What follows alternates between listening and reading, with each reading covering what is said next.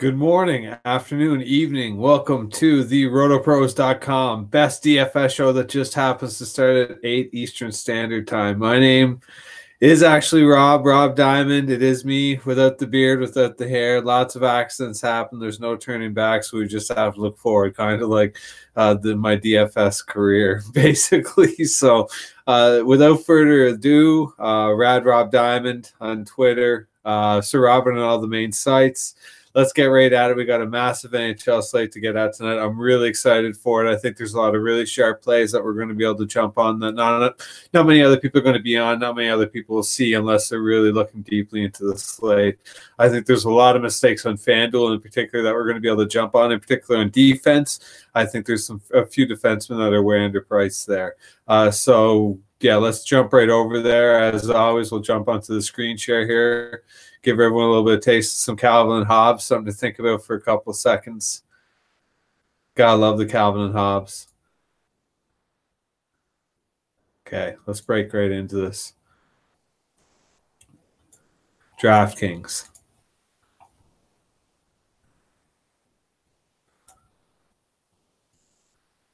Let's go. Okay. So, first up, first game on the slate, we have Pittsburgh coming to Toronto. I'm not entirely sure how to take this game, to be 100% honest. There's going to be lots of goals. It doesn't appear that Anderson's still at full health now. If you haven't got the message quite yet, this starts at 8 Eastern Standard Time. So that is before most of the team practices. I don't know yet if Anderson's going to be healthy or playing.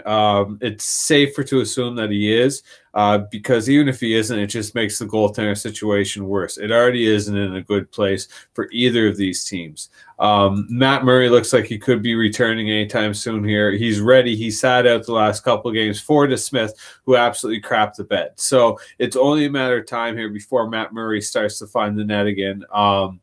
So Anderson, Matt Murray are probably the starters. I'm going to assume anyways, and neither should be worth anything under 4 goals. The problem is across the board, especially in DraftKings, both teams are far too expensive, and it's for a good reason. Like I said, they're both incredibly elite offenses, and neither team has very good goaltending. The very obvious situation here that should be for everyone is that Pittsburgh have been playing like garbage. Anyone who watched the Pittsburgh-Montreal game can very easily tell you, in particular, Crosby has been quite disappointing as a real-life player over the past few games, and in DFS too, but him and Malkin can be single-handedly blamed for the last 2 losses in overtime. In particular, Malkin caused all the penalties, and then Crosby last game, against Vancouver, when Brock Boeser was stick handling into the neutral zone. Crosby just gave up and literally skated off and took a change for no real reason other than to give Vancouver a 3-on-2, which they went in unscored on. And literally the game before that against Montreal, Malkin couldn't keep himself out of the box. Pittsburgh have been garbage, and they really, in all honesty, they don't deserve these salaries. As bad as Toronto has been, they don't deserve these salaries, even on FanDuel, which we'll get to in a bit. But in particular in DraftKings here, I'm not comfortable paying this much for Pittsburgh players when they've been playing as poorly as they have been. So, yeah, in terms of Toronto, they're just too expensive. Sure, you can do whatever you want. On FanDuel, we get a little bit more leeway. We'll take a look here in a second. But on DraftKings, like, Kapanen's price has caught up to him. Hornqvist is useless on the third line.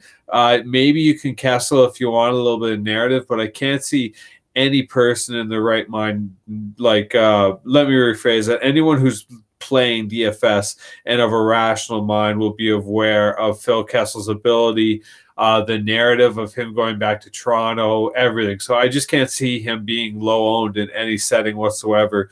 And it's not that he doesn't deserve the ownership. Phil Kessel's very likely a 2-goal upside kind of player for this game. But at the same time, just the ownership shies me away. I'm not really too keen about it in cash. A little bit too expensive for me at 6.6K. There's a lot of other options.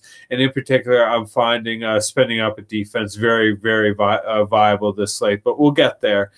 In terms of this game, Yeah, it's tough. I think you can make a case for someone like Kadri. This is such a serious salary drop off between Malkin and Kadri. Like, I have a feeling that Brassard's just not very good at DFS, period. So there's no point in taking him anymore, no matter what line he's on. It sounds like Rust is going to be going back up to the first line, which does give him a little bit more value in DraftKings, where we don't have to worry so much about the power play or penalty kill bonus points that you can get on FanDuel. So I definitely don't mind him on DraftKings, someone like a 3.4 if you want to do a little bit of punting. And if you are game stacking, you basically need Rust and Kadri. It's the only way you can properly afford all the Toronto and Pittsburgh players that would be a viable game stack, I guess you could say. You just can't stack. You just can't click all the top names here. Like, if you take any two of Matthews, Tavares, Crosby, or Malkin, any two of those, and you're basically done for the rest of the way. Like, you definitely can't afford a top line winger and defender from the same game. So even with the crappy score of the slate, it's just not on, unfortunately. So you're probably going to have to pick one side or the other in this. And like I said, Pittsburgh have been playing so badly. There's no reason not to jump on the Toronto side here. I like Marner a lot. If there's anyone from Toronto I would really jump on, it would be Marner. I really like his salary, but at the same time, Pittsburgh have been absolutely destroyed coming in on the left wing. So basically, any left winger you can viably take against Pittsburgh for a really good opportunity for some goals. So I don't mind Hyman, and I don't mind Marlowe. In particular, I like Hyman a little bit more for his salary relief. But at the same time, I'd only do this on DraftKings because, much like Rust, Hyman doesn't have the power play or penalty kill upside. So if you're using him, it has to be DraftKings. So yeah, that's my Toronto Pittsburgh take for DraftKings. I don't really like Chris Letang specifically because when you get to the defenders, there's no reason to take him over Brent Burns, and there's no reason not to find $100 more to get Carlson. So to me, there's just no point in taking Letang from that salary. Morgan Riley, furthermore, if you fall on him, he's probably the safest way to attack Toronto, especially in cash. If you're looking to play Toronto in cash, it's basically Morgan Riley should be your first pick because he has the safest floor compared to salary, where Austin Matthews may get a goal and some shots, but he's not blocking shots from 8.2K. You know, Morgan Riley's got goal upside, assist upside, shot upside, blocking shot upside, minutes upside. So yeah, 6.2K is just the far better way to attack the Toronto Maple Leafs in cash. So obviously you can game stack this whatever which way you want. You can line stack it, but yeah, that's really my take there. I think Tavares, Matthews, and Kapanen are all too expensive on the Leafs. That's really my take this slate for Toronto. They're just too expensive, especially when you compare them to every other play on the slate. Matt Murray may come in and have a great game. It's not like he isn't a Stanley Cup champion. So yeah, that's really my take there for DraftKings. Let's break over to some FanDuel here. Just a second. FanDuel edit lineup. You guys can't see that. It's too much heat. Clear all. There we go. FanDuel. Perfect. Pittsburgh at Toronto. Okay, give me 1 second here. Where are we? Make sure we're looking at what we're looking at. Good stuff. Okay, I do like this game a little bit more in FanDuel for the game stack purpose. I think it's a lot cheaper across the board. Even whenever you're comparing all the centermen, Matthews isn't the most expensive, let alone one of the most expensive players, let alone the most expensive player on the slate that's not a goaltender. And Tavares is a little bit cheaper, and obviously you'll go down the list here before you find Mitch Marner. Phil Kessel, a little bit too expensive for me on FanDuel, though. You know, everyone loves that narrative again. I'm not sure. Like, see, this is my thing about Phil Kessel is that if you take Phil Kessel, that really hamstrings you to a narrative that isn't necessarily DFS relevant. So I don't know. Like, if you take Kessel, you can't take Patrick Kane, who's probably the best play of the slate on either side. So yeah, that's my take in Kessel. Is he going to do good? Most likely, yes. There's lots of reason to think Phil Kessel can do absolutely fine, but especially in FanDuel from that salary, it's a little bit suboptimal to go his route. Now on DraftKings, you can definitely get away with it. He's far cheaper, especially relative to the rest of the slate. He isn't the third most expensive compared to over here. So yeah, that's my take on Phil Kessel. Letang's still way too expensive. I have no interest in him whenever you can spend up to get three more far more viable defenders, or drop down to Morgan Riley, who has a far better floor and maybe a better upside in this game. You can't really take Dumoulin because I don't mind him on DraftKings. Sorry, I didn't bring him up at all. I don't mind Dumoulin or Ricola. I think both of them. Ricola. I've been waiting all week to do that. Sorry, thanks. For anyone who may not be familiar, any Canadians out there watching this, I know you know exactly what I just did. The Ricola advertisement is basically the main advertisement for the Weather Network, or the Weather Channel, which is the main basic go-to channel for every single Canadian out there, because they have the most ballin' music during their local forecasts. Everyone knows this in Canada. It's like a heritage minute. It's just a fact of life. So Ricola, don't be afraid to play him tonight at only 3.4K, especially on I want to say especially on FanDuel, but I want to also check.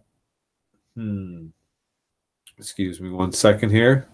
Classic Canadian internet, as you can see, taking its time. Yeah, exactly. So Ricola has a lot more upside for me on FanDuel than he does on DraftKings. But at the same time, they're just way too cheap. Yeah. One of the major mispricings of the slate is definitely Ricola on Pittsburgh at only 3.5K on FanDuel. Way too cheap. But in terms of Dumoulin, Kessel, way too expensive. No real upside for Dumoulin, and even someone like Kadri on here is a little bit too expensive for me. In particular, he may not be like raw bones expensive, but relative to the other players available, Kadri definitely jumps up in terms of salary. So yeah, I'm not really 100% into that. But in terms of Marner on FanDuel, absolutely load up. He didn't change in terms of price, and in terms of relativity, he goes way down. So just as much upside, even more upside in my opinion, than Kessel, $1,000 salary relief. So yeah, if you're itching to play Kessel, maybe scale back a little bit and play a little bit more Marner. Just because I think he'll have the ownership edge in terms of that. And particularly if you're game stacking this and you go the Kessel route with anyone else, you're really not going to be able to afford Marner without cutting out Matthews, Tavares, Malkin, or Sidney Crosby, one of the four. And like I said, I'm not really into the Pens. 4-2 Leafs final. That's the Rob Diamond seal approval on that one. Second game on tap, we have Colorado taking on New Jersey. Now, this is going to be a really interesting game. I'm not entirely sure how it's going to go. If I was to be 100% frank, I'm saying New Jersey is playing way outside their skin at the moment, and they have to be due for some regression. Like, Kyle Palmieri is not a 7K player. It doesn't matter how many goals he scored so far this season. It just can't be sustainable. I don't like Talbot, not a good goalie. Holtby having bad games.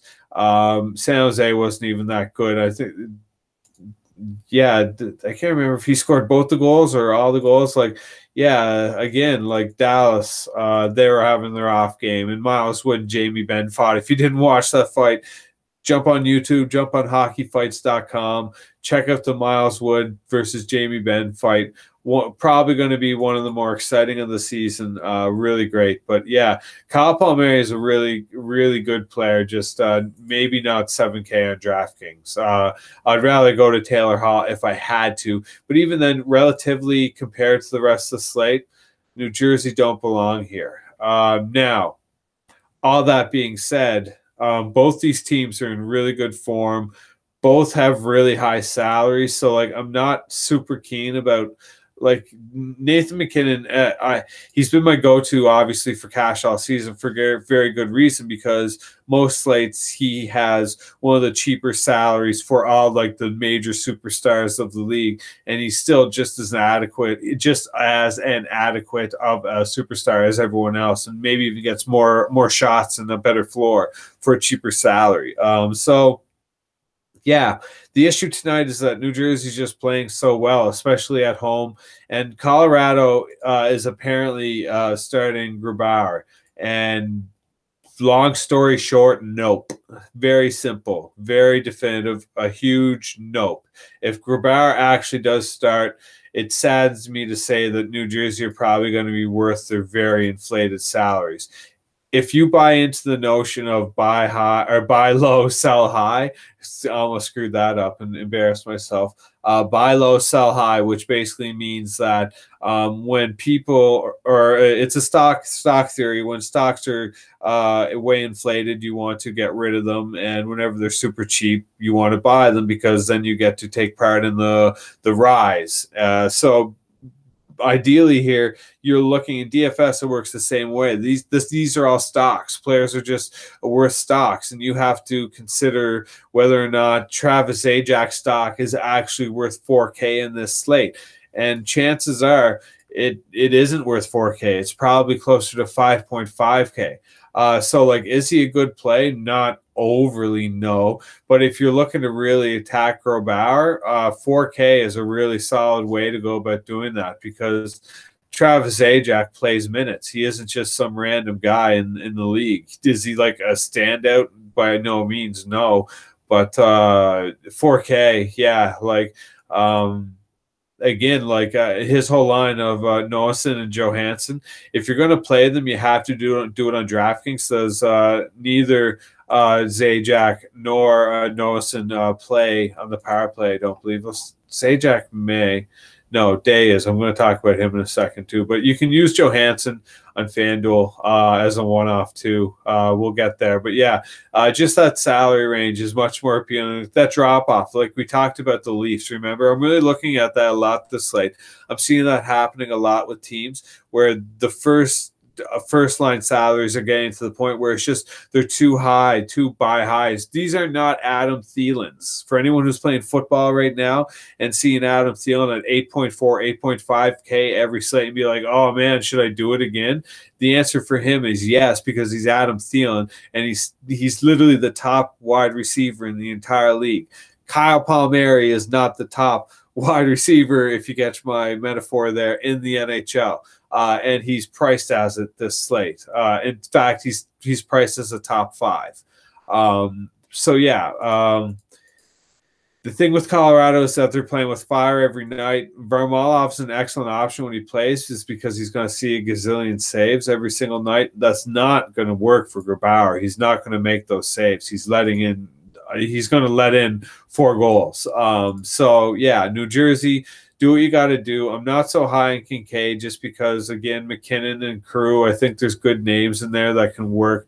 So, yeah, the Avs just don't have the depth to bail them out. The Devils have enough depth to do that. They aren't a great team, but they still have enough. Will Butcher, if he's out again, Damian Severson's easily one of the best plays in the entire slate from 3.3K, without question. Remember, if Will Butcher is not in the lineup tonight, lock and load Damon Severson at 3.3K going up against Grubauer.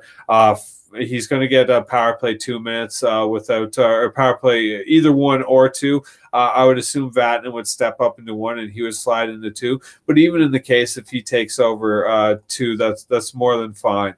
There's Damon Severson there.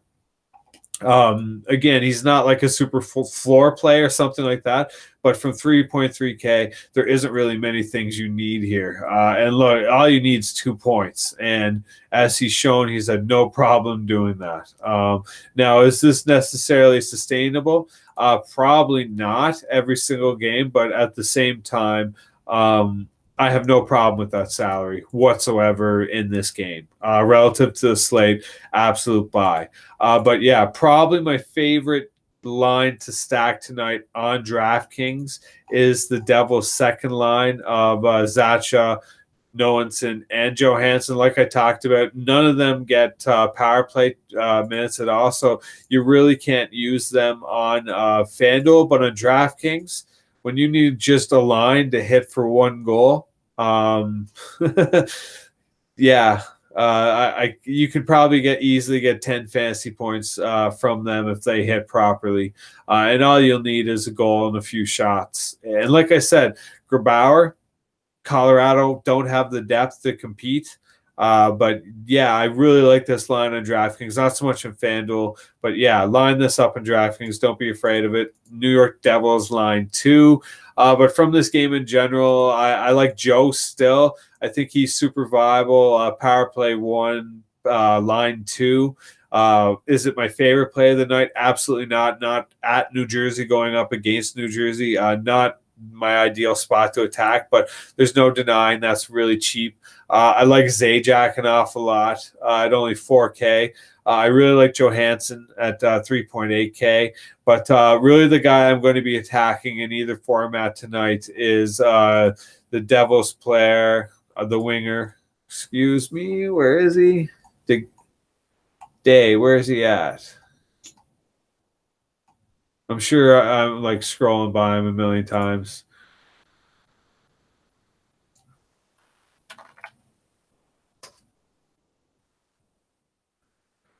Oh, Rob, now's not the time to do this. Why can't I find him?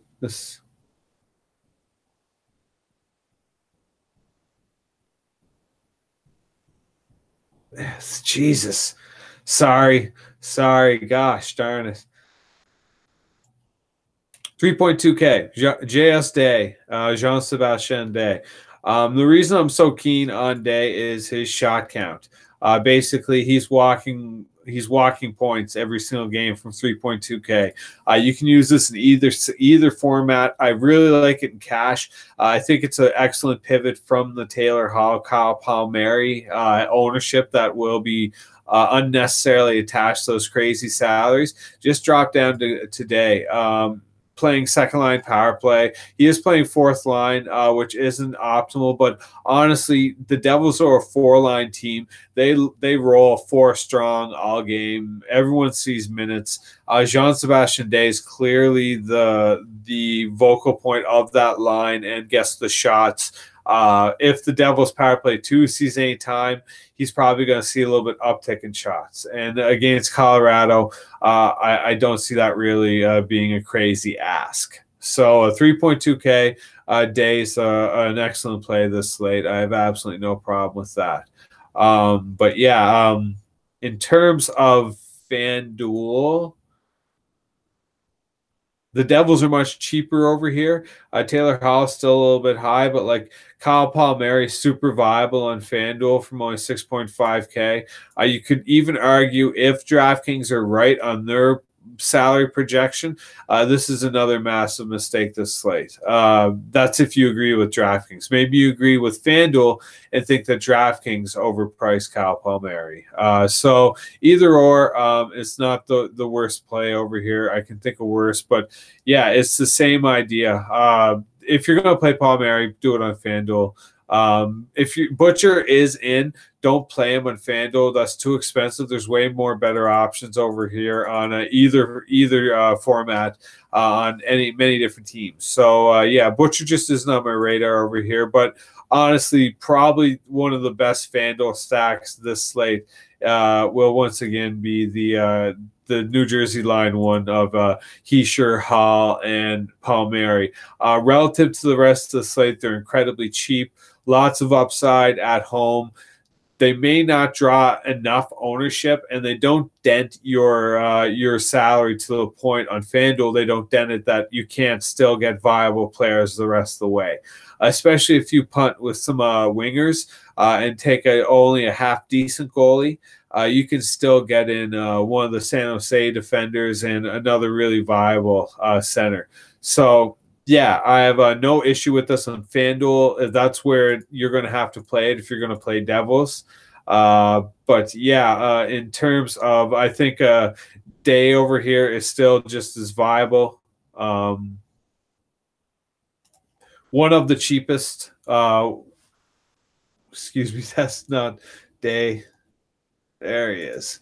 One of the cheapest playable wingers of the entire slate, not just this game. So I really like him on both sites, either format.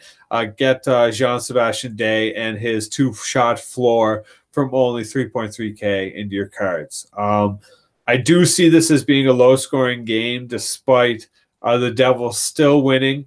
I'm going to say 3-1 Devils on an empty net goal. It'll be 2-1 for most of the game, actually. There'll be probably three goals in the third period. Nothing will happen again until the final minutes of the third period. Of the 3 goals in the first period, excuse me. So, yeah, 3-1 Devils, empty net goal. That's my take for that. Keep Day in there. And then on to the next game, Philly at Columbus. I believe very passionately that this game is the game stack of the slate. Everything points to that. Their salaries are all super attainable. Neither team has any hope of a goaltender. But what's more important here is that people still are very much bought into the idea that Sergei Bobrovsky is a viable goaltender, and he is not. Let me be very strong about that. Again, I'm very passionate about this game stack, and one of the reasons is because Columbus are about to fall apart here. For anyone who's unfamiliar with Columbus and their situation at the moment, their whole team is basically coming up for free agency here, including Sergei Bobrovsky, who has been very vocal as saying that he doesn't intend to be a Columbus Blue Jacket next season. Now, that may not be such a big deal when you're a third-line winger or a second-line center or something like that, but when you're the starting goaltender and supposed to be one of the more steady goaltenders in the league, that shakes your team to the core. Yeah, that's my Columbus take. Going forward, they're not going to be as defensively sound as they normally are just because they're goaltenders. Now, the Columbus home game shutdown is very, very real. That's not a question. That's what they do. They play the matchup. They try and get their super defensive center and wingers out against the other teams. But the problem is that the Flyers are borderline matchup proof, and they'll show that throughout the rest of the season until they come up against either A, another team that has a ton of depth, or B, a team that manages to outshine them somehow, or more particularly, be if Philadelphia just don't show up themselves. They're their own worst enemies, no question. Brian Elliott, just a brutal goaltender. So, yeah, there's lots to suggest here. You can just go full ham across the board. First line. Get the second line of Columbus in. I think they're super viable. I think my first suggestion would be even Sean Couturier at 5.6K. I'd probably leave him out just because I think there's better options that are still cheaper than him, especially for GPP, and not by much. This is a very close call. If you want to keep Couturier in, go ahead. My take, though, is that generally whenever people are going to be playing Philadelphia, they're going to be adding Couturier into the big stacks. And while he's fine, he doesn't offer the same upside as everyone else. So you're just as viable in the short term, even just taking Couturier out of the stack and hoping he finishes worse than everyone else. And then some of those cheaper options do better than Couturier, and you're able to get a little bit of ownership differentiation than everyone else who's at the top with you, with the 4 or 5 other Flyers that all just went ham this slate. So, in particular, Simmons, Voracek, and Drew, obscenely too cheap. So ridiculously too cheap. It's like all of them are viable in cash, one or the other. I don't recommend taking any more than 2 of them at one time. But the problem with that too is Gostisbehere is awesome, incredible DFS option, cash or GPP. So even if you didn't want to take any of them, you can still spend up a little bit on Gostisbehere. my issue, as I see, is Wayne Simmons probably still every single slate one of the best options across the board. He's super offensively talented, plays tons of minutes, an incredible role on a team that's never going to be the most expensive, keeping his salary super affordable. But at the same time, he plays like a 7K player. Like, he shoots the puck, he gets goals. Yeah, I have no issue with Wayne Simmons either format tonight going up against Columbus, even at home. Like I said, once you get further down with Philadelphia and the lines, they become more and more matchup proof. So, like, yeah, Columbus will be able to match up the first line, but the second line they may not even want to match up. So that makes the Philly line too a little bit like Jordan Wheel's super interesting to me. He's super cheap on DraftKings. He was getting power play. He isn't anymore. That's too bad. Whatever. Like, he's still super cheap. So, yeah. Wayne Simmons. Gostisbehere is a little bit expensive. If there was one guy I wouldn't, it would be Gostisbehere just because of his salary. But like all those wingers, Voracek, Giroux, Simmons, you can nail all three of them into a GPP with Gostisbehere, and that Philly power play one is just absolutely friggin' amazing at DFS, like incredible. The main reason being they're so amazing at DFS is not that they're more talented, it's that their salaries are always going to be so cheap in comparison relative to the rest of the slate. So yeah, fire this up as much as you want this slate. I think it's super viable, especially if Columbus start taking penalties. They're not going to stop taking penalties. So yeah, I think this could be really, really sneaky GPP play. Philadelphia line one, power play one, excuse me. Well, technically line one too with Wayne Simmons. I also don't hate Columbus because Brian Elliott's so bad.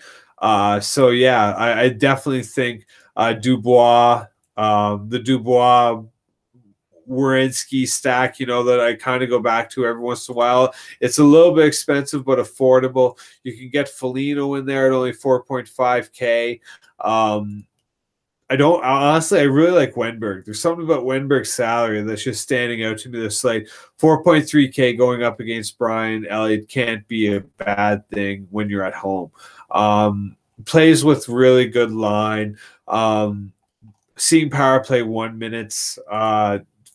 Yeah, like that. I know he isn't like the most offensively crazy attacking guy in the league, but at the same time, what do you really need from that kind of salary against Brian Elliott? Like, you're not asking for too much. So I like him as a one-off, maybe with Foligno as a stack. Is Foligno playing power play one? No. Ryan Murray's another guy I'm really into, especially on DraftKings. I think he's just as viable as Wayne Simmons, especially in cash or GPP as a one-off, as a fill. Playing power play one, line two, really cheap. Again, going up against Brian Elliott, like what do you really need here? So I don't like the idea of taking both Simmons and Murray against each other in cash, but in GPP, you're just start the game stack up, like don't stop there, like just keep going with it. Yeah, like that's tons of money left. Tons of money left. And you can even upgrade that to Dubois if you want. And still so much money left. I don't know what to say. This game just screams game stack to me. It has a 6-5, 5-4 kind of feel to it. And I think a lot of people are expecting it to be low scoring, and it won't be. And it won't garner any ownership by themselves in GPP, or stacking will be completely unowned. So yeah, that's my take for that on DraftKings. On FanDuel, I think it's the exact same idea. I think it's a little bit too expensive on FanDuel, but the game stack is definitely still in play. Couture is even more reason not to play him on FanDuel.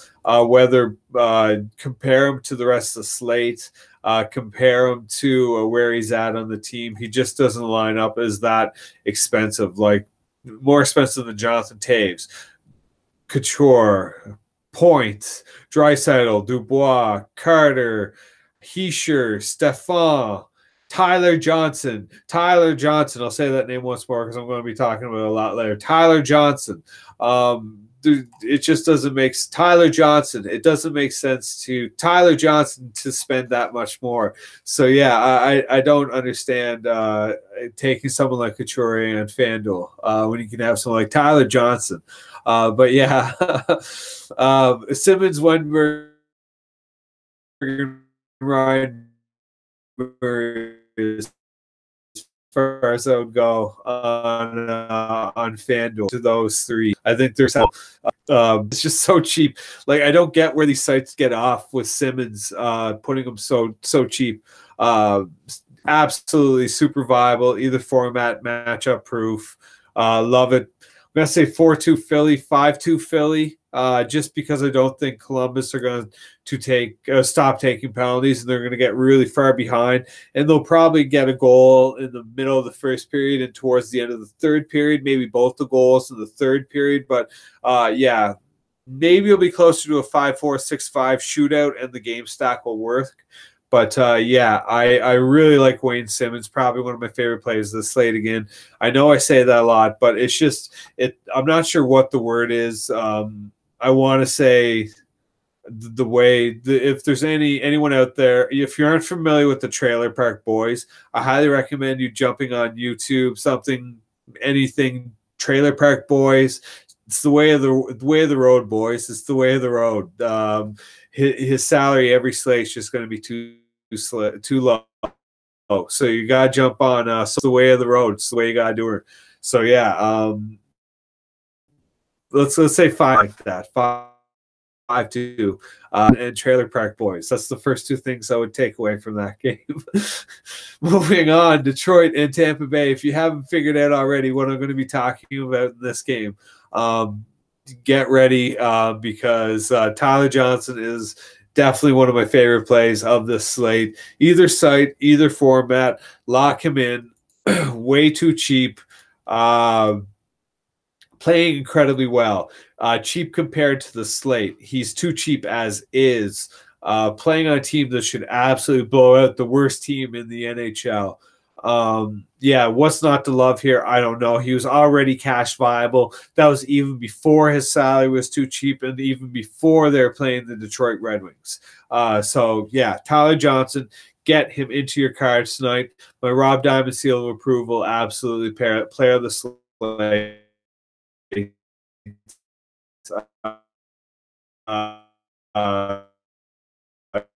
Going to be Tyler Johnson. Tons of blow up A. I'm afraid of the ownership it could bring, so you may have to do some random things to try and manipulate the ownership, like bring in certain guys like Day from New Jersey, excuse me, or have really, really low owned guys outside of the Tampa Bay. Like you're not going to be able to stack. Well, you can do this, but you shouldn't. A Tampa Bay and Philly, like the first line Philly, and then other super chalky Tampa Bay guys, because they're all going to have 15% ownership potentially. Let's just say hypothetically, or more specifically to tonight, finding a way getting Toronto and Tampa Bay into a stack. I know that's not really possible. Let's say you do it. It's going to be so high owned that like you're going to need super random people with Tampa Bay. That's what I'm trying to get at here. It's the only way you're going to win with them tonight. They're just going to be too highly owned in GPP. But in cash, across the board, you can really use anyone. It's not just Tyler Johnson. Basically, anyone's in play except for Victor Hedman and Ryan McDonough. You have to avoid these two. Their salaries are just too expensive compared to their output. But yeah, like I like Strawman and GPP across the board, every single winger. Even Stamkos, I'm not crazy about him just because he's been playing like garbage and he'll still draw a ton of ownership. He's probably still too expensive. But yeah, he's going to break out sooner rather than later. I think Alex Killorn makes an incredible play this slate, either format, cash or GPP.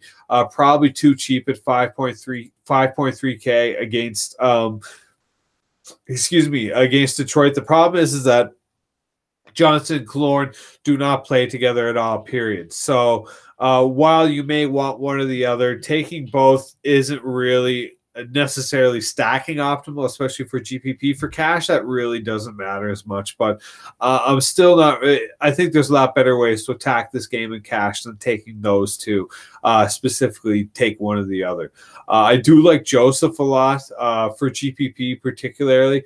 I like his line. I like the third line in Tampa a lot. I think very sneaky, especially when you consider the potential for the shootout upside. If you're looking for someone to play with Killorn, I would definitely play Joseph. But that's the thing about Killorn. He's getting first line power play too. But I just like the second power play way better, like way better. Whether you look at DFS relativity, each one of these guys is probably too cheap compared to the slate. Their salaries are all too cheap as is. They're going to be lower owned. All the ownership is going to be drawn to mainly power play one. So like in GPP, I have no issue pivoting to power play 2 on Tampa Bay. One of my favorite stacks of the slate, really. Less on Sergachev, if anyone. I would just go Gordé, Johnson, Platt, Point. Maybe bring in Killorn if you want to keep Tampa Bay heavy. But, like, honestly, I just don't see the need to take Stamkos. And I think a lot of people will be. So he's like a major fade for me. It's a pretty intentional Stamkos fade, because I think he's going to have so much ownership. Could he eventually start going off? Yes. He's just been playing so bad, and people will unnecessarily take him or Kucherov, and neither of them are really worthy of what's going on compared to these four right here. 48 point. Yeah, that's my take. I think Larkin is too expensive on DraftKings. I wasn't really going to take him anyways, going up against a team like Tampa Bay, who are like always a shutout threat to the other team. So like 6K, no thanks. Take Nathan McKinnon if you want that kind of 99% exposure. It's just not on with Lark. For Tampa Bay, FanDuel, it's the exact same situation across the board. Get Tyler Johnson in. Alex Killorn is still too cheap. If you want to use him instead of Tyler Johnson, absolutely. I don't even mind taking both of these two on FanDuel. The reason is because you don't necessarily need them to stack as much since there's power play bonus points. So since they both play in the power play, they could both do well on their own, but if one hits it on the power play, it's just as good as stacking them. So on FanDuel, I really don't mind this at all. I think it's super, super valuable. I would rather just go Johnson or just Killorn and try and save some money. Like I said, Johnson's my man, though. I've already said his name too many times to abandon him now. I'm going to say 4-1 Tampa. I think Detroit can score a goal. It'll probably be super pointless and inconsequential other than to break the Vasilevskiy shutout, which I'll be super frank. There's no reason to pay 8.5 for Vasilevskiy tonight, let alone there's no reason to pay 9K, which newsflash is with McDavid, the most expensive player in the entire slate. There's no way Vasilevskiy is doing good as McDavid, even with the shutout win. He's not getting enough saves. So that's my take of Vasilevskiy. That's why I'm not taking him tonight at all. I don't think his salary is viable. Period. Especially, I don't think Bobrovsky's viable at all. Period. So it just drives me further down the list where like Martin Jones is a shoe-in. Hellbuck is a great GP. Sorry, we'll get here on these, but like, there's just no reason to take these in FanDuel, especially Vasilevskiy. Absolutely not. If like you're super keen on the win, just take Martin Jones against Buffalo. Buffalo aren't beating San Jose in the same light that Detroit against Tampa. It's just not on. I think Braden Point on FanDuel is a far better play, far cheaper. If you're going to really look to use the power play, the power play, the line one stack of a Point and Gordé, I would definitely use it on FanDuel before I would DraftKings. Comparatively to the rest of the slate, 6.3 is really cheap. That's all I'm getting at for Braden Point. Too cheap going up against Detroit. 4-1 Detroit. It'll be a fairly boring game. Won't be in question at all. Next game. Vancouver Canucks, all Canadian matchup, taking on the Winnipeg Jets. I think this is a really sneaky game. There's lots of great salaries across the board in this game. Where do you want to start, really? I'll leave the goaltenders to the end. We'll start with defense. Edler, as always, I think he's a little bit just not a viable option against Winnipeg at home, away at Winnipeg, let's say, better English. Morrissey's too expensive on DraftKings. Absolutely must fade him. We'll get to him in a second, though, in FanDuel. But there isn't really too many other options here other than like making sure you don't play the defense in this game. They're just too expensive. Could they do something? Absolutely. Sure. Why not? They both have floor. But those salaries, and you're trying to script a good card, or you're comparing it to the rest of the slate. Now, the rest here are just all excellent salaries. Across the board, Lane, Wheeler, Connor, even Boser's too cheap at 5.2 because that's a huge cliff again. Remember the cliff I'm talking about? That 1K cliff that just falls out of nowhere in this game.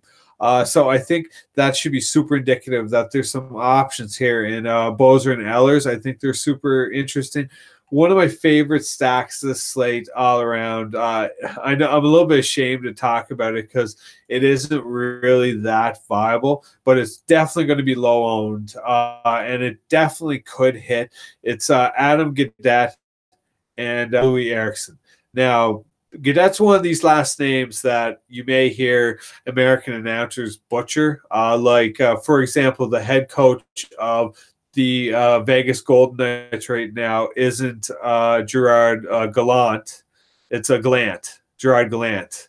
Gaudette is another Prince Edward Island name, PEI Canada, my home province here. We got about 150,000 people in our whole province, and there's at least 10K of them with Gaudette and 25K of them with Gallant. So, yeah, I assure you it's Gaudette, Adam Gaudette. Make sure it's Adam. It's probably that's his Pete you're ever going to see. I wonder where he's from, actually. It wouldn't surprise me if this guy's from the 902 Atlantic, Nathan McKinnon, and everyone else. Taunton, Massachusetts. That's for anyone who's from Boston. That isn't a surprise. Boston is Atlantic Canada. Everyone's cousins there. I've got family in Boston. Shout out to Warburn, but yeah, not really that surprising. Super low owned. This whole line, I don't know. It's tough taking Vancouver players. It's Winnipeg, but Gaudette to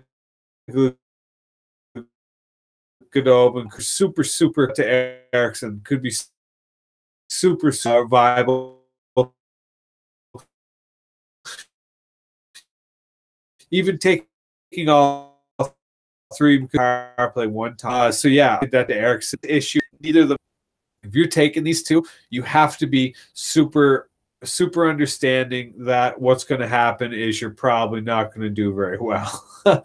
Louis Eriksson, bless his heart. I've liked him as a player for a really long time, but like he's just not a floor player at all. So not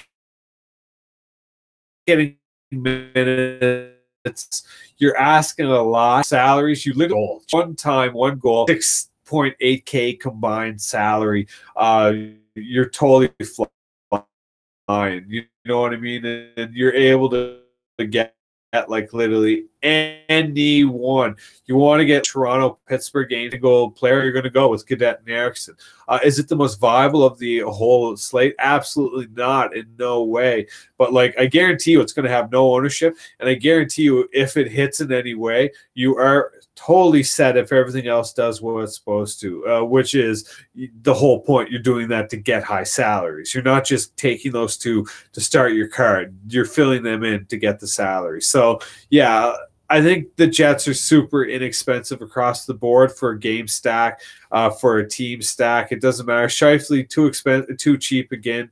Like I said, Lane, Wheeler, Connor, they're all 7K plus players. So yeah, it's it's with Vancouver, it's tough with no Pedersen, right? You may just need to use some Gaudette. Their first line isn't the worst, but like I see the matchup being an absolute nightmare for them and not really getting much.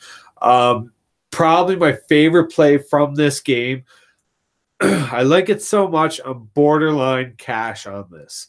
Adam Lowry, 3.2K. Now, for anyone who's scratching their head, I've been an Adam Lowry fan for a while, so you could call a little bit of homerism on this or bias. The fact is, I only take him 2 or 3 times an entire season, and the reason is because he's super, super, super streaky. He goes on these 3-4 game streaks where he gets 2 goals a game, plays incredibly well. The thing is that Winnipeg at home, their third line matches up against everyone to just wipe them off the floor. Like I should say, wipe them off the ice, excuse me. Every time Lowry gets on the ice, he's going on against people who simply cannot manage his size, strength, and ability to drive the net. Can some teams do it? Sure. The Dallas Stars have more than enough bodies across the board. They can just keep throwing at Adam Lowry to prevent him from getting to the net. The Vancouver Canucks have to literally combine players to come to the same body weight as Adam Lowry. Like this line is mean enough. Sutter and Roussel are mean enough. But like the fact is that Lowry at 6'4", 220 pounds just is going to demolish them, especially if he gets on the fourth line. Especially if Lowry faces the kid. These are kids playing against men against Adam Lowry. Now, that being said, obviously I still like Gaudette and Erickson for the sneakiness value. But if you're asking me who's going to do more like reps at the weight, it's obviously going to be Adam Lowry every single time. He's playing really well again right now. He's driving the net super hard. I'm serious. This guy is so streaky. This is what he does. So, yeah, I have no issue with Lowry and GPP. I'm a little bit less bullish on cash, but like 3.2 is something I fell on a few different times during my cash builds for tonight. So, yeah, I don't mind Adam Lowry from that salary, but I would probably keep it a GPP. On FanDuel, it's a little bit of a different situation over here that the salaries are a lot more expensive, both raw, just plain expensive, and comparative to the rest of the board, they're very expensive. Kyle Connor is the only exception to that. He is way too cheap on FanDuel. Borderline must play. If I didn't like other wingers more that I wanted to get in there, I'd probably be playing more Kyle Connor. But the real take from FanDuel isn't necessarily Kyle Connor's too cheap. It's Josh cheap. 4.4 compared to 5.3. The reason here is that FanDuel doesn't price injuries as well, especially day-to-day injuries. They tend to price it as if they're going to have to price these guys again later, and they keep the script. Coughlin's technically still being priced as an active player on FanDuel. So Morrissey's a must-play over here, especially if Byfuglien doesn't play. If Byfuglien doesn't play, I think there's some other options we can kind of drop down to that are a little bit more viable. But if there's no Byfuglien, you absolutely have to must. This is Tyler Johnson level of intensity of how seriously you have to play someone on FanDuel. Josh Morrissey, 4.4K if no Byfuglien. Get him into your cards this slate. But generally, I think this game has a really sneaky upside. I'd rather explore it on DraftKings. 4-3, 4-2 Jets. Probably another empty net goal situation. I don't see it being a blowout, though. I don't see Hellebuck. He just isn't playing very well right now, especially compared to how he was last season. He's definitely been above average, and Vancouver isn't something I feel like we should be picking on this. Like Detroit is something to pick on. Arizona and Chicago is something to pick on. Grabauer is something to pick on. Brian Elliott's something to pick on. Like, yeah, it just doesn't scream something to pick on for me. So, yeah, there's other options I think I'm going to look at other than taking on a Hellebuck risk at 8.4K. But, yeah, I like this game. 4-2 Jets. Let's say 4-2 Jets. That's where I'll stick. Next game. Game of the slate for me.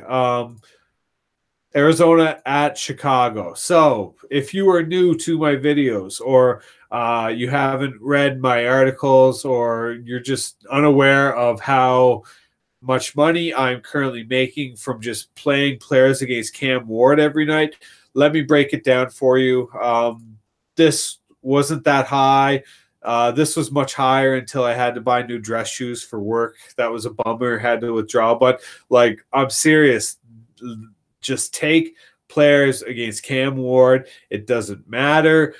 Blindly take the line ones. Take the line twos where it's applicable. It just so happens Stefan and Panic are going to shoot the puck probably 5 times each. Obviously, last game, a little bit of an outlier. Minnesota is a little bit of a different team. But, yeah, fire up some Stefan and Panic and GPP. Another really viable. I like this a little bit more than the Vancouver line too. It's a little bit more expensive, obviously. But yeah, like you're guaranteed points basically, and they're shooting on Cam Ward. If Cam Ward doesn't get it together against Arizona, he never will get it together against anyone. Extended olive branch up to this point, he's had some tough games like Ottawa being fearless, and Tarasenko and the Leafs, and Zach Parise in Minnesota, and Tarasenko again. You know, you can expect some goals to go in with those names against him every night, but he's looked literally like an amateur league goaltender, like not putting paddles down, not hugging the post. He got so lucky against him and Niemi. Just got so lucky the other night. It was unbelievable. If Pittsburgh hit anything other than a bad shot, it was going in the net. Just every shot was right at Niemi. And the same could be said about Cam Ward, where he pulled off the win against St. Louis. Like, they just kept shooting at him where they had open nets. Tarasenko couldn't catch a break. So, like, yeah, play teams against Cam Ward. There. I said it again. Now, on DraftKings, bug absolutely caught up to Jakaru in the worst way possible. I can't play anymore, period.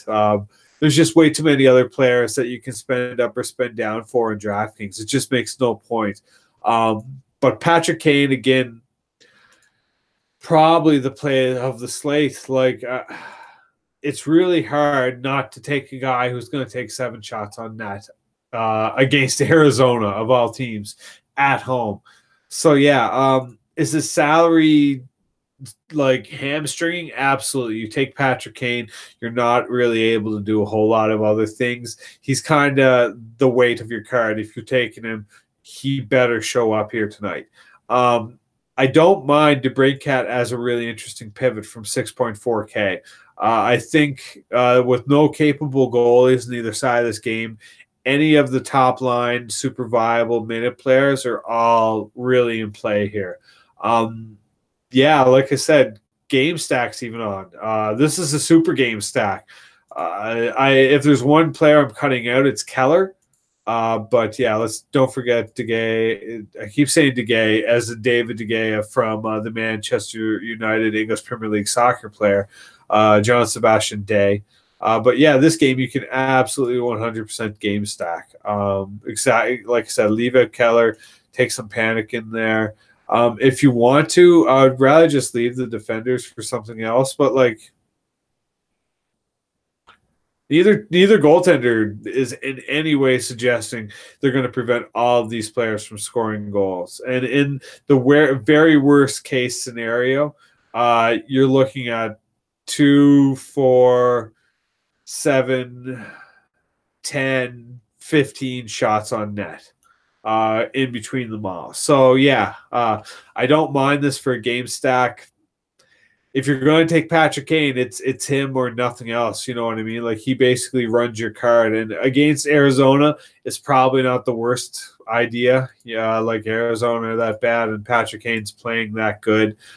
Just not my favorite salary of the slate by any means whatsoever.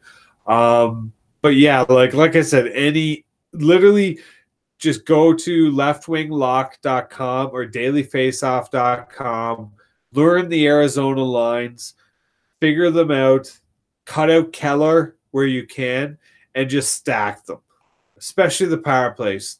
Cam Ward's brutal. Just who plays with Nick Cousins? Just figure it out. Nick Cousins, Richardson, Grabner, either of those there. No, okay. Perlini and Fisher, they probably play together. Fisher, Perlini, no, okay. Let's make this more complicated, please, Arizona. This isn't kind of complicated at all.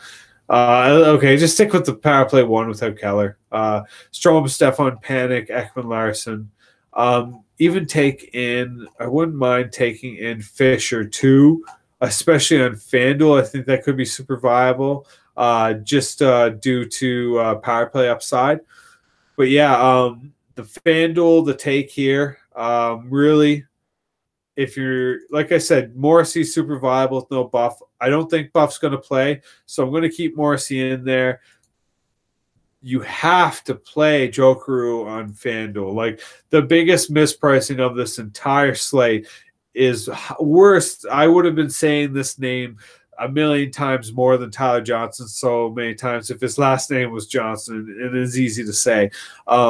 Literally the worst pricing in FanDuel this slate, easily Henry Jokeru at 3.9K going up against Arizona. Let's just make sure he's still got all these power play minutes. I'm assuming he still has.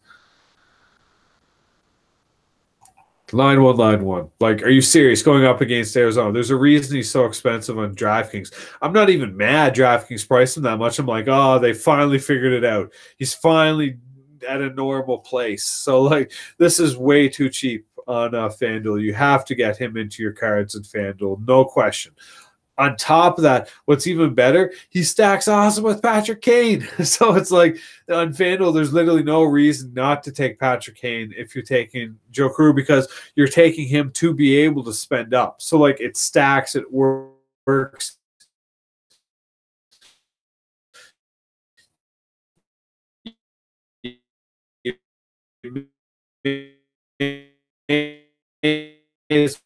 Will go for it. I think there's still other options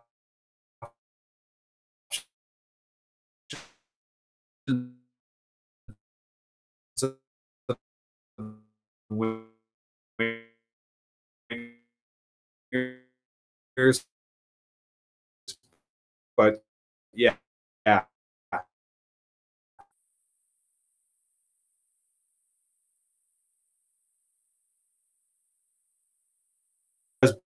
Both comparatively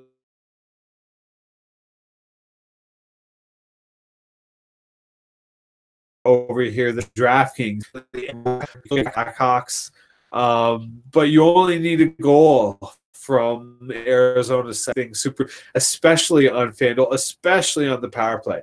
If you can get the Arizona power play one to hit over here, on FanDuel, you're flying. Like, that is such huge savings for power play bonus points. So yeah, that's really my take for this game. Like I said, 5-3 Blackhawks. Let's go with it.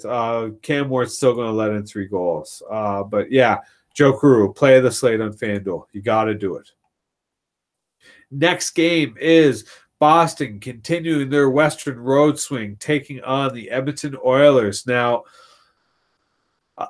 this is tough. This game, you're going to have to take a stand. You're going to have to put your stake in the dirt and draw a line in the sand and make a move. Either you're with Boston or you're against them. They still have the best line in hockey with Bergeron, Pastrnak, and Marchand. They're the most expensive. They're on a back-to-back. So, like, they're playing horrible right now. There's tons of reasons not to take them. Halak's starting. Do I need to give you more reasons? Now, one of the big issues here for me especially is last night I was on Gralchuk and Bjork, and they didn't show up at all. And they're even more viable tonight than they were last night, despite being on a back-to-back. So, like, I really feel like I should be going right back to the well in those guys, but I'm not going to. I can't believe I'm going to say this. I'm actually going to say this on a recorded moment. I'm on the Edmonton side. It's really hard not to want to be on Edmonton here tonight. Draisaitl. Okay, I'll get there first. I want to rebuild this. Day's causing me hard problems again here. There we go. Fine. Simmons again. We got Johnson there. Take anyone there. I think we'll go with. Anyways. Sorry. So this is the Edmonton home opener. They've played basically every game on the road so far this season. So, yeah. It's really hard not to like Edmonton, despite them not having a viable goaltender in Cam Talbot. Can he get it done? Yes. Would I look to him in any format? No, not at all. Not GPP, not cash. He doesn't have a ceiling, even from 7.2K. It doesn't open up enough salary doors that all these cheap salaries do by themselves. So, yeah, I have no problem with McDavid, either format. Obviously, excellent play. 7.8K, especially, excuse me, DraftKings not being the most expensive salary, but I really like Draisaitl over here. 5.2K is just too cheap going up against Boston back-to-back. Rask. Is he necessarily a cash play? No, he hasn't had the worst floor in the world. He's been getting points too, mind you, but like, yeah, I really like Draisaitl in cash. What can I say? That salary just screams at me because, like, I know everyone's going to be on McDavid, and I know he's probably going to do fine. I don't even have any problem taking both of them. But like, yeah, I think there's still one more center I like more than the pair of them. We'll get to them in a bit, but in terms of Edmonton, McDavid. It's too expensive to stack with McDavid and Nugent Hopkins. 5.1K isn't the worst in the world, but like where I'm really looking this slate is Clefbaum. If I'm not looking at Draisaitl, way too cheap. Either format. There's one thing Yaroslav Halak is not good at, which there's many things, but there's one thing especially he's not good at. It's point shots. And Clefbaum is one of the best point shots in the entire league. So I have no issue with him in either format. I prefer it in GPP, especially if you're looking to try and get some Edmonton power play love here. I can see them ending up in the power play a few times. So like Draisaitl and Clefbaum is a really great, super viable, cheap way to get at McDavid really in the power play without spending up to McDavid. Or in GPP, take all three, McDavid, Draisaitl, and Clefbaum. I have absolutely no problem with that this slate. Boston just aren't playing good enough right now. They're super expensive, and they're still going to have tons of ownership because they are such a good team. So like I said, if I'm going to use anything in Boston, it's probably going to be the Bjork and Greischek stack again. But even then, that's pretty far-fetched. I don't see that really working. I'd rather take Clefbaum in either format here. I got no problem with him. FanDuel, a little bit different. The defenders over here are way cheaper, which does change things dramatically because other than Clefbaum, obviously a little bit more expensive. I don't even mind Darnell Nurse over here from 4.4K. Obviously, he's not the best option doing the second power play, but like he's not that big of a step down, in my opinion, at only 4.4K. But yeah, again, Bjork isn't only one of the cheapest players of the slate, or excuse me, in this game, but he is of the entire slate and only 3K. Is that where I'm looking? No, but it really drives home that Greischek Bjork stack again. That like that could be super viable if we wanted it to be. I'm really not going to explore McDavid on FanDuel. I think he's too expensive. Same with the Vasilevsky. They're just too pricey for my opinion at 9K. So I won't be looking there. If I'm attacking this game, it's going to be the second lines. The Draisaitl's, It's going to be the Krejcis, the DeBrusks, that kind of thing. DeBrusque, or I'm just not chasing high salaries in this game. I can, if you're like I am with McDavid, I wouldn't be like, well, that's stupid. Like, obviously, that's the right play. He's from this game, but just not in FanDuel. It's just way too much money in FanDuel. If it happens, great, congratulations, good job. But yeah, it isn't what I'm looking at on DraftKings. Definitely more viable, but it's like Draisaitl's salary is just staring you at the face there, and I like that a lot more. Especially for cash. I have no problem with that. So I think it's 4-1 either way. I'm not sure. Probably Edmonton. It could just as easily go Boston because they're so good. But yeah, I'm going to say 4-1 Edmonton. Next game, Islanders at the LA Kings. Most definitive game of the slate. No question, in my opinion. How to start this? Let's just start by saying New York Islanders probably have the worst goaltender tandem in the league with Greiss and Leonard. Absolute garbage time goaltenders. Not going to help you in the slightest. Yeah, like I don't know what more. This is what you should be expecting. That was such an outlier. That's what you should be expecting most nights. So yeah, like, can you take the Islanders? Sure, if you want to. They're going to be super low owned. They're on a back-to-back. Like, they're cheap enough, I guess. Like, you're not going to see Barzal below 6K again for a while. Nick Leddy should be getting going sooner rather than later. Pollock's playing great minutes, but, like, LA is just, wow, this slate. Wow. They have plays right across the board. Jack Campbell, I'm hoping he gets the start. Easily the goaltender play of the slate. LA are already a super defensive team. They have to be going up against the New York Islanders, who are on the other side of the continent, on the back of a back-to-back. Just every reason. Jack Campbell's not the most expensive goalie. Even if Budaj gets to start, I don't mind it on DraftKings, but obviously Campbell is where I want to go there. If you want a Doughty on. 5.4K isn't too much to ask going up against the Islanders. Jake Muzzin isn't bad. I like Martinez. He isn't my favorite on DraftKings. I prefer him on FanDuel.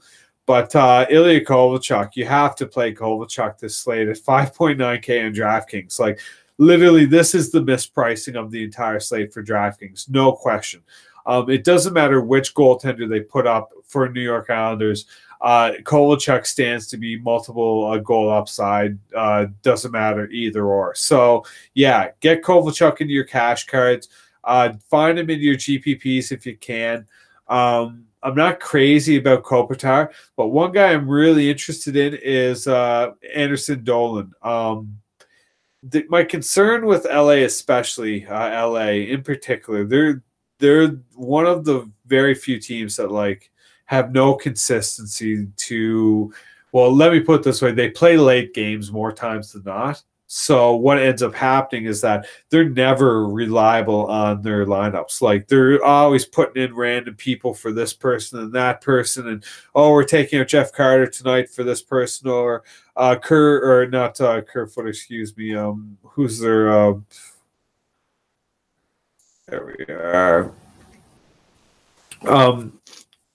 Yeah, excuse me. We're scratching Kemp tonight for so-and-so, or taking out Trevor Lewis, or this person's playing it for, like, it's always all over the place.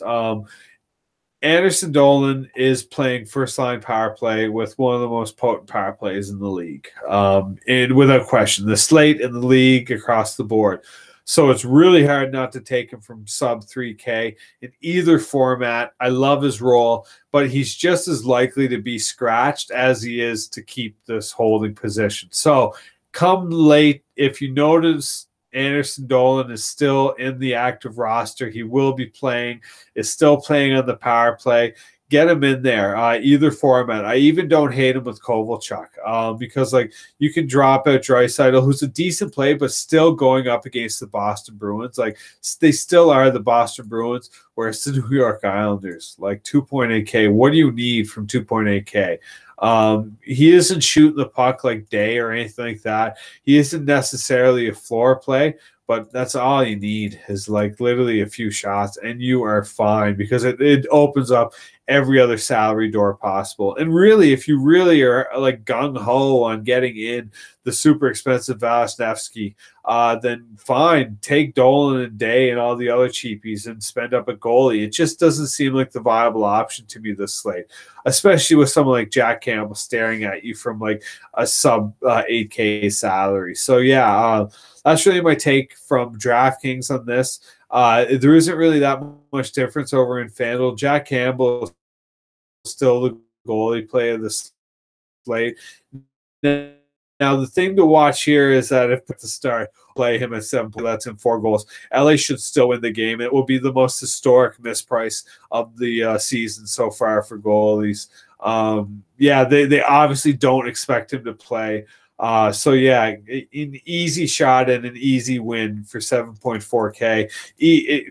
Almost cash viable, honestly, in my opinion, since the Islanders are on the second game of a back-to-back. But I expect it to be Campbell. Either way, take the goaltender for LA from this game. Definitely my choice for this slate. And yeah, get in Kovalchuk over here. He's a little bit more expensive on FanDuel, but I still don't mind it. Martinez, I still prefer him too as a defensive option, and he's much cheaper over here. But again, I obviously like Morrissey and Njoku way more, so I'm not prepared to take them out. But again, like Anderson Dolan has power play upside. So like on FanDuel, he's still super, super, super viable from 3K, because if he gets a power play point, you are so set. Like you're instantly gone to the races. So yeah, I have no issue with him on either site. But again, you have to kind of sit on your hands a little bit and wait to see what the situation is coming towards the lock. But yeah, 2-0 LA. That's my take. I think the goaltenders from LA are definitely the play. Minimum 2-0. It could be 3-0, 4-0. I don't think it'll be something crazy, but I'll be surprised if the Islanders score more than a goal. Let's put it that way. And I think especially from Budaj and his rusty self, I still have no issue going up against the Islanders. So yeah, that's my take. Minimum 2-0 LA. Final game of the slate, we have Buffalo traveling to San Jose. Now, if you're not watching the screen, what I'm about to do is on DraftKings, I'm about to deselect the Buffalo. There you go. Take care of it for you. That's all you need to know about this game. This should have the biggest blow-up all potential of the entire slate. The salaries are still way too cheap across the board. I really don't know what to say. If I'm not playing the LA, it's definitely going to be Martin Jones. With these, this is what I love about this slate. I love this slate because there's going to be so much ownership on this first game on New Jersey, on Philadelphia, on Tampa, on Winnipeg, and by the time you get to this point, if you're going to be on, if you haven't taken Chicago yet, you're absolutely going to be on them. By that point, if you haven't taken McDavid yet, you're definitely going to be taking McDavid. Nobody's going to be on LA or San Jose. There's just not enough ownership to go around. Are there still going to be people on them? Yes. Let me hyperbole there. But like they deserve serious 20% ownership, and they're probably going to max out at 12 across the board. So like I said, Jack Campbell or Martin Jones for your goaltenders this slate. For cash, definitely the two safest, and 2 late games. So like you really don't have to fret too much about that. My biggest concern, obviously, you may want to save a couple hundred just in case, Campbell ends up being a late non-starter and you have to pivot to Jones. But yeah, literally, Brett Burns is slamming, absolutely bang and play the slate. Like I'm having serious issues not playing Patrick Kane because Brent Burns is such an awesome play this slate. 6.3K. So compared to Patrick Kane, he's a huge discount. Playing incredible hockey at the moment. incredible minutes, super floor player. He's cheaper than Carlson, and most people will probably pick in Carlson first, and Carlson doesn't even have as good of a floor as Burns, and maybe a little bit better minutes, but they should be identical. If you can get them both in, get them both in. Just do it. Who cares? Like, it's Buffalo. Seriously, what's Buffalo going to do? And like I said, like, just do a little bit of a rewind. Sorry. If you're not on Pittsburgh and Toronto or Colorado or New Jersey or Philly or Tampa or Winnipeg or Chicago or McDavid, or by the time you get to maybe some LA players against the Islanders, there's no way people are going to be owning both Brett Burns and Carlson. It's just not what people are going to get to. I'm into Brett Burns. I think he's one of my favorite plays in the entire slate. He's super viable, either format. I prefer him on DraftKings. We'll get to the FanDuel in a second. But easily my 1-2 punch here from San Jose. I think Evander Kane makes a lot of sense. He used to play for Buffalo, and they crapped all over him, and he left and went to San Jose. So if there's one player other than Kessel with like the most serious revenge narrative of the entire season, it's easily Evander Kane. He has been cash viable this season, but he's really cooled off over the last couple of games. I have a feeling because of that narrative, he'll probably go a little bit higher owned than he deserves. And for that reason, I'm not as bullish on him. Do I see value in him, even ignoring the narrative? Absolutely, 100%. Against Buffalo, he should slam. But like with the narrative and his salary compared to everyone else, especially in this game, I'm just not as keen. But Logan Couture, hard not to play Logan Couture this slate from that price. Really, really, really hard from 5.9K. 5.8K, excuse me, which leaves us with 5.9. And just giving you an idea of some of the awesome friggin' names you can still get. But let's drop that out just to keep the skeleton friendly. I'm having a lot of problems not playing a whole lot of Logan Couture, and not only Logan Couture, but the second line. Oh my God, so sexy, incredible. In the words of Adam Levitan, this is pants off sex right here. This San Jose line 2 tonight is absolutely dreamy to me. So there's a cash skeleton.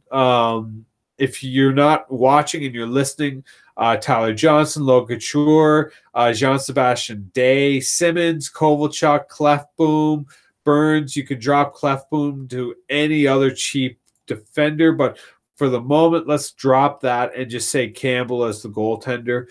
So if you are watching, here's an excellent little cash dinger that you can use, and using a really cheap, really, if you punt down like really far, to Ricola. 6.7 is like a legit salary for a legit players. That's some awesome play right there. So like, and you can even still go lower than Ricola. So yeah, I have no problem with San Jose across the board, any format. There's the cash again, but I'm going to clear it right now because this is literally like the best. Better than all the rest. And wait till we see it in FanDuel. But San Jose line 2, definitely my favorite stack of the night. Without question, the late stack supreme. You can get Burns and Carlson into them too. Vlasic's even an interesting pivot. Like, there's so many options with San Jose here tonight. I love them across the board. Like I said, Logan Couture is a must play on DraftKings from that salary. And even if like you really need to, like, I need another player from Buffalo, Scandella is going to block a gazillion shots from 3K tonight. That's even better. He's usually 3.2K. So I'm sorry. I keep repeating myself. This line is just so amazing tonight. Sharks line 2, Couture, Hertel, Mir, get them in. But in particular, you really want them on FanDuel. That's really where. Now, obviously, we have a really good thing going here right now. I'm not going to spend up on defenders on FanDuel tonight. And the reason for that is it's just way heavy, especially the Brett Burns, Carlson aspect here is just really, really heavy salary. So I'm not particularly interested in playing when you can get at the Patrick Kanes and the McDavids in turn. So yeah, not exactly where I'm looking for San Jose, but like that line too is just, oh my God. Logan Couture is a little bit too expensive for me over here. He isn't that cash play I'm looking for that he is in DraftKings. But like Mayer is just so cheap over here. Like borderline cash viable at 4.7K. He makes like the Alex Killorns look pathetic. Yeah, I really like that. And then it's like, well, what center do you want? Basically anyone. Literally anyone. And you can have any center this game. So yeah. Again, I love San Jose. Martin Jones is uber viable over here. Just as much. Obviously, I prefer the Campbell side of things. I'm trying to make sure I didn't forget anything from this game. I feel like I'm forgetting something. Oh, yes. FanDuel, this power play 2. Wow. Like, yeah, you want to talk about like super sneaky upside on FanDuel. Slam that power play into a GPP. So there was the cash there. Yeah, get this power play in. So let's go. I don't even know. I think they're all wingers. Hurdle, Dong Soy. Hurdle. That's so much savings. Classic LeBlanc. Now, obviously, with FanDuel, you can only take 4 at a time. So let's just go Vlasic because I can find him right now. Though LeBlanc's probably the better play. I'm not too keen.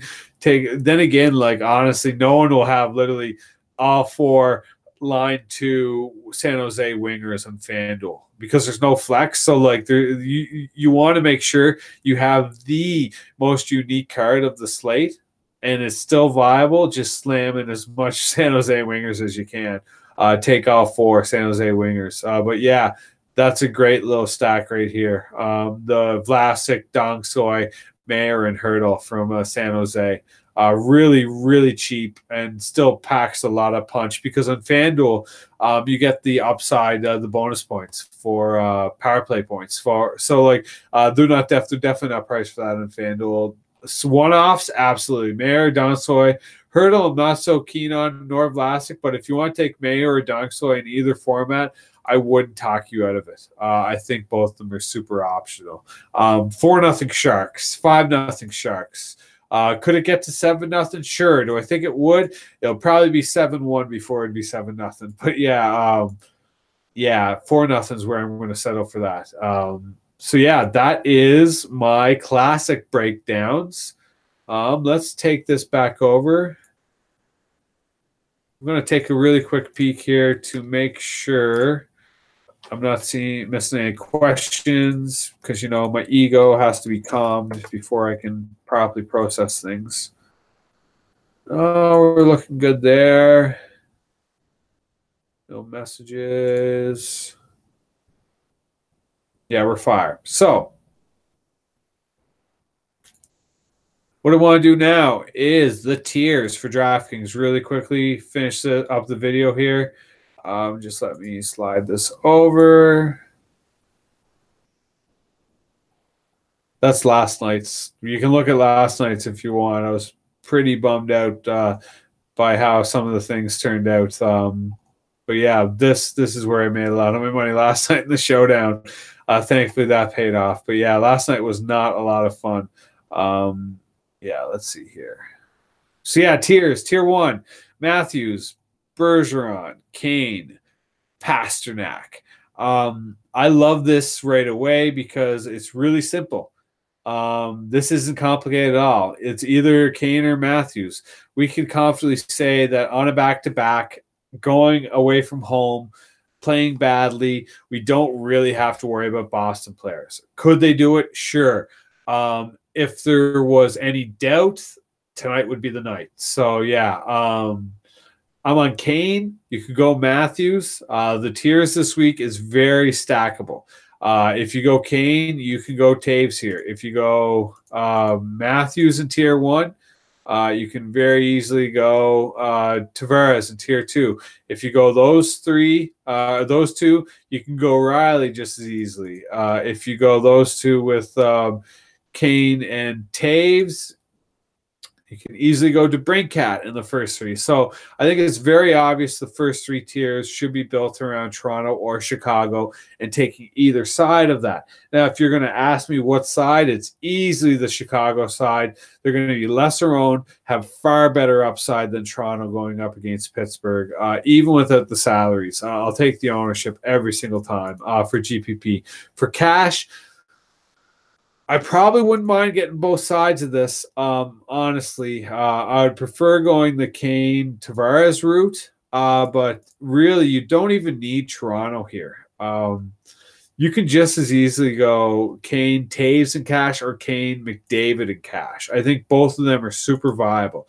I'm a little bit less bullish on Taves since Taves and Kane don't technically play in the same even strength line.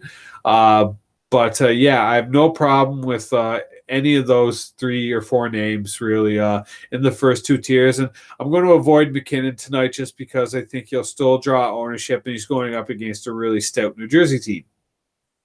Which leads us to tier 3. Palmieri, Riley, DeBrincat, Letang, Taylor Hall. This is a really interesting tier because obviously you're going to have to choose between Riley and DeBrincat if you want early Toronto. Palmieri's without salary, so you don't really have to worry about that. You can focus that he's going up against Grabauer. Am I super keen on it? No. I would much rather go Morgan Riley. He's clearly and obviously the best way to attack Toronto every single slate. Just from a floor standpoint, even without salary, he's the better option. Just from, again, a floor. He's going to block more shots and take as much shots as the other two. So if you're looking to get into the Toronto attack somehow, Riley's always that way. This is a little bit harder of a tier. I think I'm going to go Taylor Hall.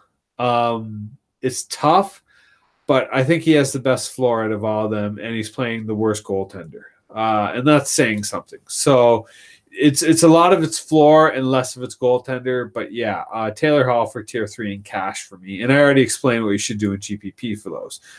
Tier 4. Now you're going to start to see some Pittsburgh players pop up as they weren't really in the first 2. Obviously, you can take Letang there. You can take Kessel or Crosby. Basically, my recommendation how to build your tiers in GPP, scroll through it the first time, find where all the teams are, and then just blindly pick the players from the same team that stack, get those stacks in, and then build around it. See which builds work the best, which work together. A lot of times you'll find, oh, this went 4, 5, 7, and 8, and this went 1, 2, and 6, so I can use this without a problem, that kind of thing. That's what you're looking for in GPPs for this. Just getting basically 2 lines into your as you can into GPP. For cash, take the diversity side of things. Tier 4, Kessel, Marchand, Kane, Eichel, Kucherov, Crosby. Yeah. Pittsburgh's playing our crap, so I'm not interested in Crosby. Kucherov's interesting. He's just not playing as well as I would like. Going up against San Jose is not something I'm looking at target, so no to Eichel. Kane is super viable, even in either format, cash or GPP. I'm not interested in Marchand because it's a back-to-back, and if it's like it's tough because I'm kind of stuck between Kane and Kessel, but at the same time, they're both 2 stupid narrative plays, and I don't want to look like I'm buying into a narrative when I probably should just take Kucherov against Tampa Bay, which is probably what I'm going to do. But yeah, I feel like I should be taking Kessler Kane for cash. I'm going to take Kucherov. But that's just my 2 cents. It should be one of those 2, I think. But that's just me, my narrative buying in. Tier 5, Edler, Marner, Panarin, Malkin, Voracek, Gostisbehere, Kyle Connor. So what makes Kyle Connor great is his salary, not necessarily comparing him to everyone else. What makes Gostisbehere great is his floor, and what makes him bad is his salary. So he's very obviously the cash play from this tier, but we'll click him in a second. Voracek works for GPP. Malkin, I'm not touching Pittsburgh tonight against Toronto. I'm not really into Panarin against Philly. I think it's an option if you can find some more Columbus players to stack with him. But even against Brian Elliott, he just isn't where I'm looking. I think Marner is really interesting. My number 2 choice probably from this tier for cash would be Marner. I'm not interested in Edler, who's usually the best floor play in the league, simply because I think Winnipeg are going to be up for it and Edler won't be. So for me, it's between Gostisbehere and Marner. If you're on the Toronto train early, you're probably going to want to continue on the Marner, especially considering you're able to get absolute flames, basically. Leaf, Kucherov, Leaf. So, yeah, I wouldn't worry about that too much for GPP. For cash, I'm going to go Gostisbehere. Just the best play against Columbus. Going to block a ton of shots, going to take a ton of shots. No issues. Tier 6. Giroux, Rantanen, Larkin, Atkinson, Laine, Wheeler, Carlson, Kopitar. This tier is tough. Kopitar is too defensive to be cash viable. Carlson is cash viable. Very interesting play. Wheeler and Laine, I'm super interested in. It's just like ideally you're going to have to choose one or the other, though. Atkinson does work with Panarin, but I'm just not. I guess that's a GPP option. Larkin's good without a salary here if you're really wanting to be different. Rantanen stacks well with McKinnon, but I really don't want to attack New Jersey. And it sucks because obviously I want to take Giroux and Voracek and Gostisbehere together, but you're only going to be able to take the 2 of the 3. I'm probably going to go on a Giroux Voracek if I'm in GPP. In cash, it's got to be Erik Karlsson against Buffalo. It's just got to be, especially when you jump into the next tier and you get to take Brett Burns. Now, obviously, there's other options here. Gostisbehere, Gensel, Braden Point, Kovalchuk, Brent Burns, Pavelski, Barzal, Stamkos. I'm upset at this tier because it's got all my favorite cash plays. I want to play Wayne Simmons. I want to play Point. I definitely want to play Kovalchuk, though he's not as good without his super low salary. Brent Burns is the obvious choice. Pavelski makes an excellent pivot. Even Barzal is cash viable. Stamkos is the only player that you can confidently just select off this list because people are still probably homers are still going to click him stupidly. I think probably I would go, especially given my previous build so far, is either Burns or Simmons. Either or. What I'm going to do, what I'll be doing is entering 2 different tier cash cards and taking one or the other in this tier and maybe switching it up on the other one too. Particularly in tier 5, I want to try and get Simmons and Gostisbehere together instead of the San Jose guys who really don't stack with anything here. But like I said, you can monitor that. You can do different stuff. So, yeah, that's my tier 7. And then finally wrap it up here in tier 8. We got Kapanen, Jokeru, Vatanen, Horvat, Anders Lee, Timo Meyer, Jeff Carter, and Keller. So, honestly, for me, it's got to be Jokeru without his salary. I think Kapanen stacks really well. You could go Vatanen without a salary. He does make sense and does stack really well. I'm going to avoid Horvat. Just going up against Winnipeg isn't really viable to me. Same with Anders Lee. Mir is easily my favorite GPP play of this entire tier, without question, not even close. He's my second favorite cash, slightly ahead of Kapanen, but behind Jokeru, who I think is very obvious the cash play here. So, yeah, that's basically my cash core right here. Carlson is a lock for me in tier 6 simply because there isn't anything really else to stack him with there. But like I said, tier 5, you want to go either Gostisbehere, maybe Marner or Connor. And then in tier 7, if you're going Gostisbehere, you want to go Simmons. And if you're not going Gostisbehere, you're going to want to go Burns with Carlson. So, yeah, that's basically it. That's basically my breakdown for the entire slate. I don't think I've really missed anything. Let me check my notes really quickly, but I'm feeling really good about this entire slate. I hope that that helps everyone else. One more time, we'll look at some Calvin and Hobbes here. give yourself a little look in the mirror and take some thinking before you build your cards tonight, because remember, you're looking to build your DFS lineups every night the way you want them to look in a month's time, not the way you want it to look tomorrow night. Tomorrow night may be a great night where you win some money, but you want to be able to play weeks from now, not just tomorrow night. So yeah, that's really my take this slate. Go back here to my my bald self. Yeah, it sucks. Did it for Mom. I love you, Mom. Shout out to all the moms out there that you do things for that you really don't want to. But yeah, I'll put my hood up here. I got my lucky bathrobe on at least, so we'll take it for what it is, right? Anyways, thanks a lot for tuning in, everyone. RotoPros.com. Like and subscribe at the bottom. Rad Rob Diamond on Twitter. That's R-A-D like radical. Rad Rob Diamond on Twitter. Sir Robert 6 and all the main websites, the message boards. Thanks a lot for tuning in, everyone. Good luck tonight. As always, I hope to see you all at the top. Much love.